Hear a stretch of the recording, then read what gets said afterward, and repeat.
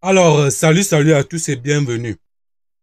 Aujourd'hui, nous allons encore parler d'un autre thème, donc toujours nos données thème mémoire. Ça, c'est appliqué en hygrologie. Monsieur Richard Gaziwa Sabina de Sabimana euh, de la République démocratique du Congo. Alors, je vais commencer par son thème de recherche. Son thème de recherche, il est bien vrai qu'il suit l'une de nos formations en outils et outils évaluation des sols et des eaux. Oui. Donc, thème de recherche, modélisation de la gestion du sol et de l'eau dans le bassin versant. Problème général de recherche. Recherche-action. Le problème général dans cette recherche est la modélisation dynamique du cycle de l'eau et des nutriments dans le paysage du bassin versant dont l'utilisation dominante des terres est l'agriculture. Problème spécifique de recherche, modélisation des outils d'évaluation des sols et des eaux, la dynamique du cycle de l'eau, des nutriments du sol, de l'eau du bassin versant de l'Ukaya, ça c'est un RDC. Question générale de recherche, ce qui nous intrigue dans cette recherche est de savoir, primo, quelles sont les conditions pour anticiper et atténuer les impacts de choc du usage des terres, de l'eau, couplés avec les chocs du changement du climat sur l'écologie, l'économie et sociale. Secondo, comment créer les conditions d'adaptation aux risques liés à la conjugaison des facteurs naturels anthropiques dans un contexte de l'insécurité alimentaire et sanitaire en vue de maximiser le bien-être économique et social qui en résulte d'une manière équitable en tenant compte du genre sans compromettre la pérennité des écosystèmes vitaux. Ça, c'est de manière générale s'il fallait parler de ce thème, de son thème. Alors, l'outil d'évaluation des sols issu déjà de cette formation, euh, c'est une formation très importante qui permet de faire une analyse diachronique sur l'écosystème, sur la biodiversité, tout ce qui a à voir avec ça, en fait. Sur le transport des nutriments. Les nutriments ici, ce sont des débris de végétaux ou bien des débris de sol ou bien des débris de roches transportés par les eaux de ruissellement, par l'érosion. Donc, de manière simple et de manière générale, ici, le monsieur veut mettre en exergue l'impact causé de manière dynamique par des cours d'eau. L'impact causé de manière dynamique par les cours d'eau au niveau de ses abords, en fait. Donc, il y a d'abord un tampon unilatéral créé toujours par QSWAT. Alors, je vais commencer, comme je le dis toujours, on commence par la détection. On commence par la détection. Ici, il faut d'abord connaître les rayons tampons ou bien que la zone de tampon unilatéral, lorsqu'il parle la zone de tampon, il parle de la zone à risque unilatéral. C'est-à-dire quelle est la distance entre le cours d'eau et la dernière zone à risque. C'est cette zone-là que vous devez déterminer. Quand vous finissez de déterminer cette zone-là, vous passez maintenant à l'analyse pour essayer de voir le transport de nutriments, etc. Alors, là, c'est ce qui est compréhensible. Je ne vais pas expliquer le thème de manière détaillée, mais je vais commenter ce thème. Je vais commenter ce thème au niveau du transport des nutriments, l'étude de la géomorphologie de la zone, etc. Je vais commenter ce thème. Donc, nous n'allons pas aller, parce que si je parle de manière succincte, comment faire, c'est un thème de thèse, ça va nous prendre énormément de temps. Donc là, ce que je vais faire, je vais commenter les thèmes en fonction de ces éléments, puisque je pense qu'il a beaucoup travaillé. Donc,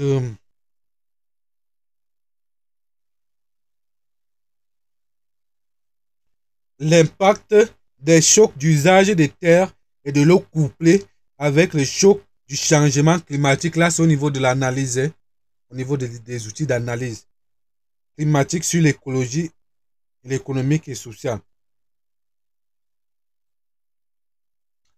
Alors, ici, je pense, c'est la stabilité. Donc ici, c'est un problème de stabilité. C'est un problème de stabilité. L'impact, pour connaître l'impact écologique, économique, tout cela, on commence tout simplement par, lorsque nous avons notre zone, nous allons associer 3 éléments. Nous avons la pluviométrie, dans une carte, un fichier raster de pluviométrie. Nous avons un fichier de relief. Nous avons un fichier de pente.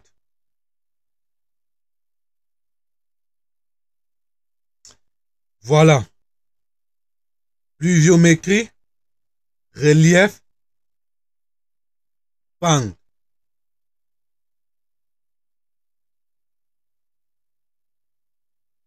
Lorsqu'on associe ces coordonnées, nous avons la stabilité de la zone. Il y a bien pluviométrie, relief, ou bien végétation et pente. Pluviométrie, végétation, pente. Ces 3 éléments nous permettent de connaître la stabilité de la zone.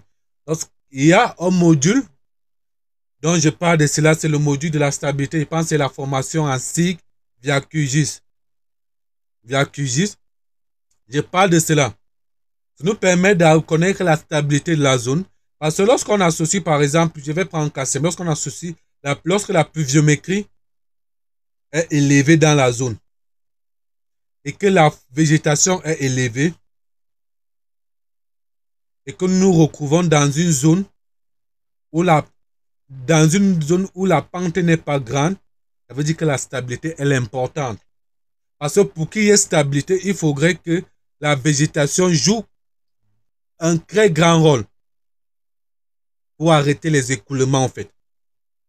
Pour stabiliser la zone. La végétation, les arbres jouent un très grand rôle pour stabiliser la zone. Maintenant, il faut aussi avoir la structure du terrain. C'est pour ça que je parle de pente. Lorsque nous sommes dans une pente élevée, lorsque la pente est élevée et que nous sommes dans une zone plus basse, lorsqu'on associe pente plus pluviométrie, voilà. Lorsque la pente est élevée, la pluviométrie est élevée, ça veut dire qu'on risque d'avoir l'éboulement des terrains. Je ne sais pas si vous comprenez. On risque d'avoir l'éboulement des terrains de la zone.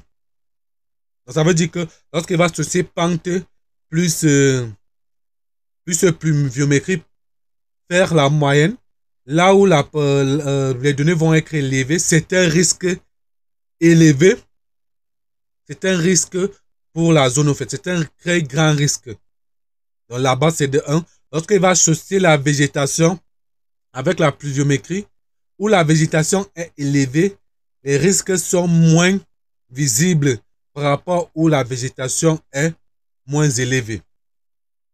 Là, c'est comment on peut analyser son premier volet au niveau de la stabilité. Donc voilà, est-ce qu'on peut voir les conditions d'atténuation, l'impact sur le choc d'usage des terres et de l'eau couplé avec le choc du changement climatique sur l'écologie. Voilà. Et le changement climatique ici, lorsqu'on parle de la pluviométrie, on va parler des différentes saisons. Des différentes saisons. Nous sommes en Afrique, donc nous avons la saison sèche et la saison des pluies.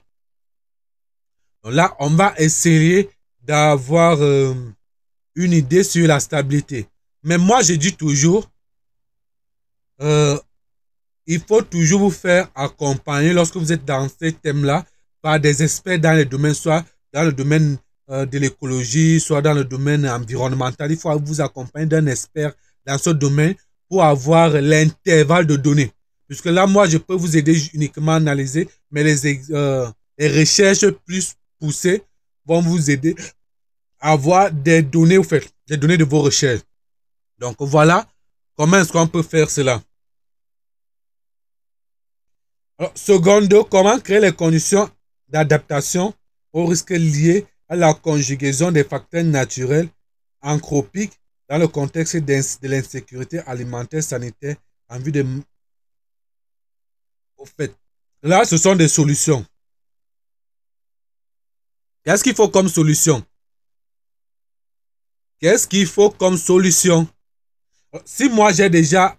les données ont été déjà activées, c'est-à-dire les données de nutriments, tout cela, parce qu'avec QSAT, je ne reviens plus sur QSAT, au fait. Je ne reviens plus sur QSAT. Peut-être que vous voulez que je vous explique. Alors, QSAT, c'est d'abord une extension sur QGIS. C'est une mini-formation qui coûte aux environs de $70. Elle ne coûte presque rien. Donc, on a SWAT. SWAT Water Assessment est un modèle à l'échelle d'un bassin fluvial développé pour quantifier l'impact des pratiques de gestion des terres dans des grands bassins versants et complexes. Il s'agit d'un modèle hydrologique avec les composants suivants: météorologie, ruissellement de surface, écoulement de retour, percolation, évapotranspiration, perte de transmission, stockage des étangs et des réserves, croissance des cultures et irrigation, écoulement des eaux souterraines, rotage des biefs, échange des nutriments, perspective. Alors, sans oublier qu'il est un modèle,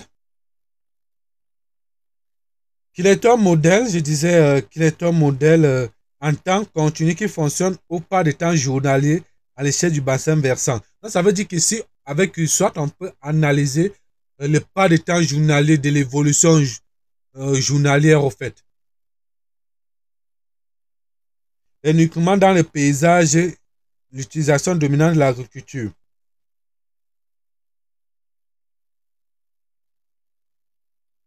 SWAT utilise un schéma de désagrégation à deux niveaux: l'identification préliminaire, les sous-bassins.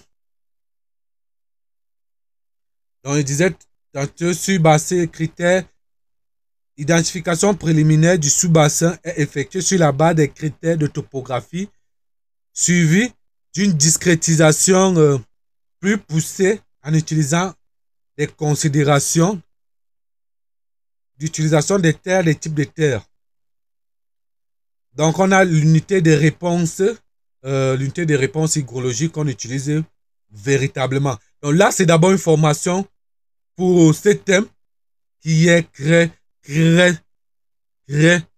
importante. En fait, c'est une formation très importante pour ce thème. Et moi, je ne reviens plus dessus. Donc, que soit vous voulez suivre cette formation-là pour avoir ces notions-là, une bonne formation.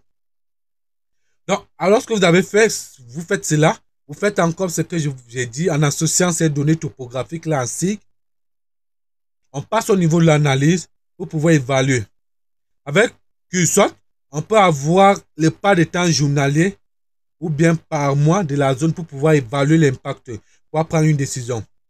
Il y a des décisions de risque. On va créer des zones de tampons, c'est-à-dire on va se dire avec des données d'analyse topographique ou bien pente, etc.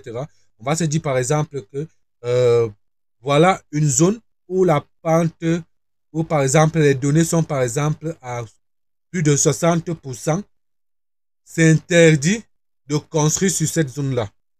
Interdit de construction. Parce qu'il risque d'avoir des éboulements de terrain. Il risque d'avoir des inondations. Vous voyez. Et à cela, il faut aussi voir est-ce que dans cette zone-là, la végétation, c'est une bonne végétation. Est-ce que la végétation est grande? D'où l'indice normalisé de végétation qui nous permet de connaître la qualité de la végétation. Je le dis toujours, l'indice normalisé d'urbanisation, l'indice normalisé de végétation, ces indices ne sont pas là pour vous dire ici c'est la savane, ici c'est non, non, non. Les indices ne sont pas là pour vous donner les types de végétation, mais la qualité. Par exemple, lorsque nous sommes entre 0 et 0,23, on dit que la végétation est en très mauvaise qualité. 0,24 à 0,5, on dit que la végétation est en état moyen, en état médiocre. Entre 0,5 et 0,63, on dit que la végétation est en bon état.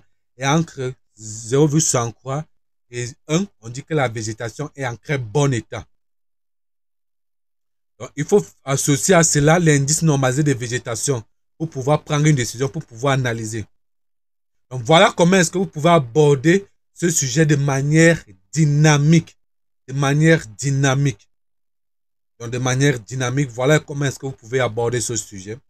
Alors, si vous avez des questions, ou bien si vous avez des recommandations propices, vous pouvez m'écrire, laisser un message, ou bien inbox, ou bien écrire, mentionner en commentaire. Et c'est là donc, il y a des formations en cycle, détection, etc. Mais il faut savoir que cycle, détection, ce sont des disciplines pluridisciplinaires. Et nos formations ne sont pas uniquement dans un domaine. Nos formations sont pluridisciplinaires pour que l'apprenant puisse s'en sortir dans n'importe quel domaine. Alors sur ce, je vous souhaite une excellente journée, matinée et soirée et que Dieu nous bénisse à tous. Merci.